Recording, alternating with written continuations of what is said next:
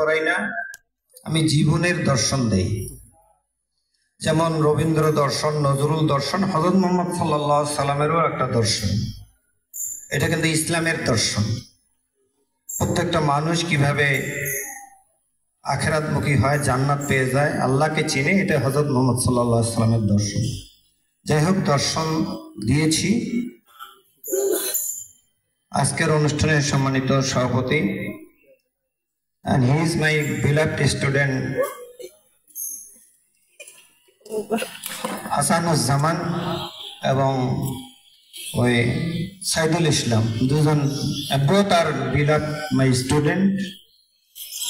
And today's noon I talk my honorable principal sir, I did not attend the closing ceremony of the Shahjahan Kabir Chhatrawas, and I don't like rich food, and I am very sick, and I am a kidney patient and high pressure hypertension patient. My beloved student is Saidul Zaman is calling at 7 p.m. and sir, please come here and attend our closing ceremony. তো কথা হলো যে গতবারও আমি একটু ইংলিশে বলছিলাম, তো পরের দিন ক্লাসে যা বললাম, এই কাল যে ইংলিশে কইলাম তোমরা কি বুঝছেন? একজন আমাকে বলছে, স্যার আমি কিচ্ছুই বুঝিনি। তো কাজেই এটা আমি মনে করছি যে ঠিক আছে, অসুবিধা নেই, সবাই বোঝে, কিন্তু তারপরে হয়তো বা তো কোনো দর্শন নেই। দর্শন হলো আজকে একটা বিদায়ের দিন, অনেক হার্ড লাইনে একটা আমাদের মধ্যে মেন্টাল ট্রমা আছে। মেন্টাল ট্রমা হলো যে দেশটাই আমাদের একটা টলমল অবস্থার মধ্য দিয়ে কিন্তু এখনো যাচ্ছে। যদি আমরা বলি যে দেশটা আমাদের ঠান্ডা হয়ে গেছে, এটা তোমরাও কিন্তু নেট বেশি ঘাটো, আমার চেয়ে বেশি জানো।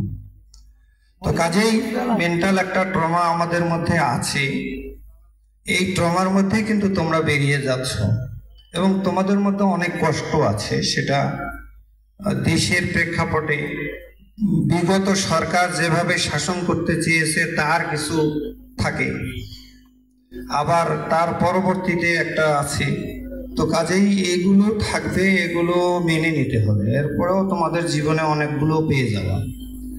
আর আমার হলো যে আমার আসার পিছনে অবশ্য আরো একটা কারণ আছে। আমি 96 থেকে 2003 সাল পর্যন্ত কিন্তু এই হোস্টেলেই ছিলাম, তো সেটা একটা বিষয় তো আছেই।